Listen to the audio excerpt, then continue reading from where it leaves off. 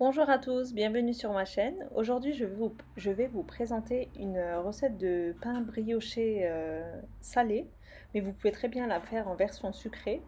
C'est super moelleux avec une mie super filante. Là, je vous montre vite fait à quoi ça va ressembler. Et on va faire cela avec une technique super simple, avec une seule pâte en une seule fois. Et vous allez avoir un résultat extrêmement moelleux, super bon et super simple à faire.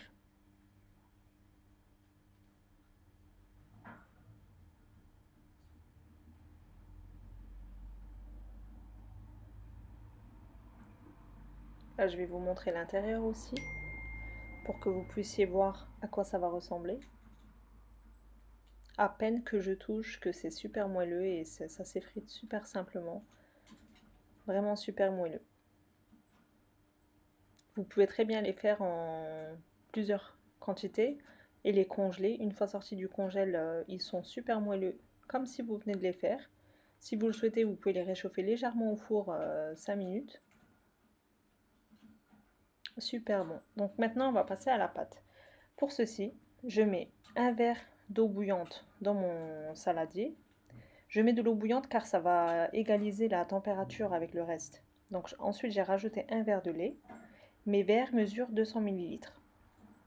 Ensuite, j'ai rajouté une cuillère à café de sel, 2 cuillères à soupe de sucre. J'ai 2 œufs.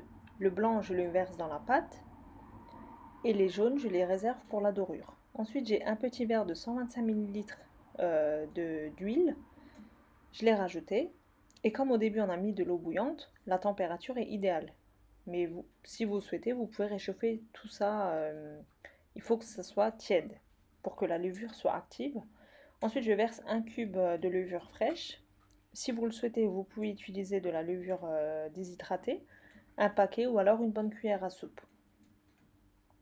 Et maintenant, je verse ma farine progressivement. Surtout ne pas verser la farine d'un seul coup, car si vous verserez trop de farine, bah, vous aurez du mal à rattraper votre pâte et ça sera raté. Donc toujours verser votre farine progressivement.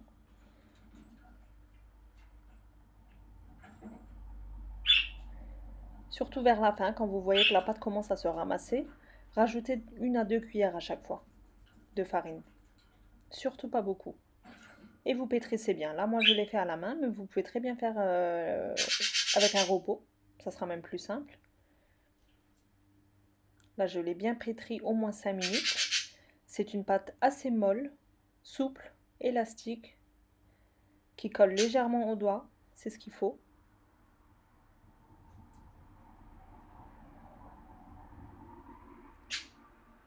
Comme ceci. Et maintenant, je vais la recouvrir pour la laisser lever tranquillement. Donc, comme je l'avais déjà répété, si vous êtes pressé, vous pouvez très bien mettre votre bol couvert dans un four préchauffé à 40 degrés, mais éteint. Ça va accélérer la levée. Et de mon paquet de farine, il me reste le fond, c'est-à-dire un verre. Donc j'ai pas utilisé la totalité des 1 kg. Voilà, ma pâte a bien levé, comme vous le voyez. Je vais la dégazer légèrement, mais à ce stade, on n'utilise plus de farine. On utilise de l'huile. Donc vous badigeonnez bien vos doigts, ainsi que votre plan de travail ou votre table, pour pas que ça colle. Donc au début, j'ai dégazé ma pâte. Je huile ma table pour pas que la pâte colle. Et je la verse. Et directement, avec mes doigts, je l'étale en grands carrés. Vu que c'est une pâte très souple, elle se travaille super simplement. Donc n'hésitez pas à reproduire cette recette, vous allez être vous-même choqué par la facilité et le résultat que vous allez avoir. Voilà, donc on les tire comme on peut. Vous le voyez, c'est une pâte très souple. Donc j'ai fait un grand carré comme ceci. C'est pas très fin, hein, comme vous le voyez, il y a encore de l'épaisseur. Là, à ce stade, j'utilise la moitié du paquet de beurre, c'est-à-dire 125 grammes, mais il faut qu'il soit mou. À température ambiante, il faut que vous puissiez l'étaler au doigt. Surtout pas du beurre fondu car vous n'aurez pas le même résultat. Et là, je viens écraser mon beurre sur toute la surface, grossièrement, pas forcément avec délicatesse ou quoi, hein. Donc, le but étant de badigeonner de beurre toute la surface. Voilà, comme ceci. Et maintenant, on va procéder au pliage.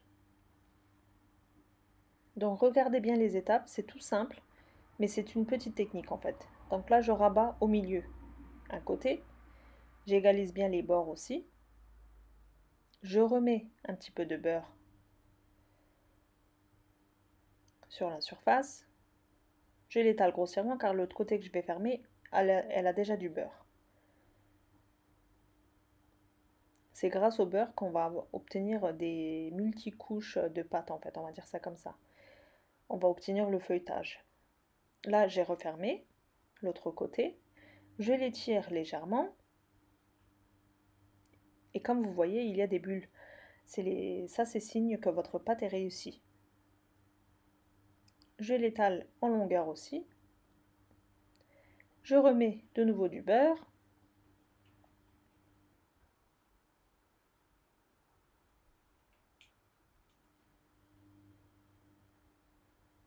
Mais cette fois-ci que jusqu'à la moitié, car je vais refermer l'autre moitié. Donc pas besoin de mettre du beurre de l'autre côté. Juste une moitié, c'est suffisant. Je la referme. J'égalise bien les bords. Et maintenant, je vais l'aplatir légèrement. Il est important d'avoir tous les côtés pareils en fait, de la même épaisseur. Donc à ce stade, je vais couper des bandes de 2-3 cm de largeur. Vu que c'est une pâte très souple, vous aurez peut-être du mal à couper, donc moi j'ai utilisé une roulette à pizza.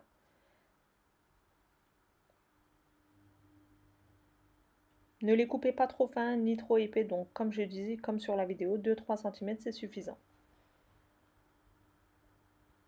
Et là, on va procéder au pliage. On les plie en deux et on va les rouler sur elles-mêmes, comme ceci. Comme ceci. Et on va rejoindre les deux bouts. On va faire un petit nœud pour les coller ensemble. Et voilà, notre petite brioche est prête. Je la mets sur ma plaque de cuisson recouverte d'un papier sulfurisé. Donc s'il y a des épaisseurs, vous l'aplatissez légèrement au doigt. On la plie en deux. Ne l'étirez pas beaucoup car comme je disais, c'est une pâte très élastique. Comme ceci, on rejoint les deux bouts. Et voilà, c'est prêt. Comme vous avez vu, c'est super simple à réaliser. Mais le résultat est vraiment bluffant, vous allez adorer. Et comme je disais, vous pouvez faire cette version sucrée en rajoutant plus de sucre, mais mettez quand même une petite quantité de sel, car une pâte sans sel, ça serait quand même fade, même si c'est une pâte sucrée. Donc n'oubliez pas ce détail non plus.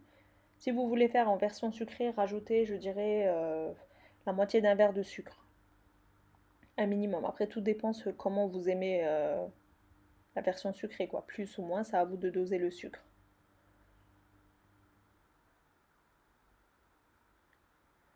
Et je fais pareil avec toutes mes pâtes.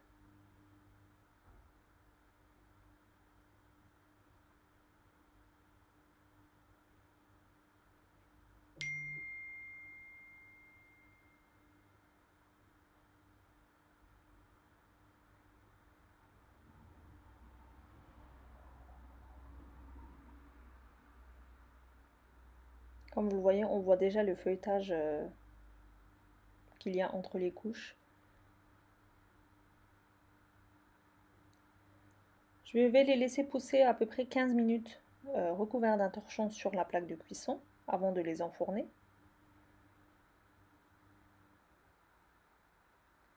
Après avoir reposé 15 minutes, on va les badigeonner de jaune d'œuf. Alors moi j'utilise du concentré de sirop de raisin, ça se vend en épicerie turque.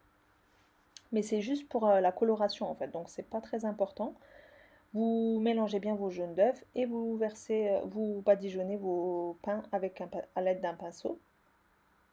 Comme je disais, le sirop, si vous ne le trouvez pas, c'est vraiment facultatif, c'est vraiment pas obligé. Même avec le jaune d'œuf, vous aurez un résultat excellent. Et sur une petite partie, je verse des graines de pavot. Mais c'est facultatif. Vous pouvez verser du sésame, des graines, ce que vous voulez. Ensuite, j'ai préchauffé mon four à 200 degrés. Je les enfourne jusqu'à qu'ils soient bien dorés, mais pas trop non plus. Car si vous les faites beaucoup trop dorés, ils risquent de devenir durs. Donc, veillez à surveiller. Dès que vous voyez qu'il y a une belle couleur, vous les sortez du four. Comme vous voyez, elles ont bien gonflé, on voit bien le feuilletage. Et j'enfourne ma deuxième plaque. Voilà, c'est prêt. Et là, à la sortie du four, encore une petite astuce, on va les badigeonner avec du beurre.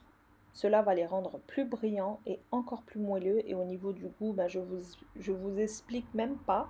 Je pense que vous pouvez imaginer le goût que ça peut donner. Donc comme je le disais, n'hésitez pas à reproduire cette recette chez vous aussi. Je suis sûre que vous allez l'adorer. J'espère que cette vidéo vous aura plu. Je vous laisse avec la suite de la vidéo pour vous montrer le résultat final. Comme je le disais, vous pouvez très bien les congeler une fois refroidis. Vous les mettez dans un sachet de congélation et quand vous les sortez, vous les passez 5 minutes au four et ils seront excellents. Donc n'hésitez pas à reproduire cette recette chez vous aussi. Laissez-moi un petit commentaire, un petit j'aime et si vous n'êtes toujours pas abonné à ma chaîne, n'hésitez pas à vous abonner. Et n'oubliez pas d'activer la petite cloche, comme ça vous aurez une notification dès que je publie des vidéos. Donc c'est bon pour moi pour aujourd'hui, je vous dis à bientôt pour une prochaine recette.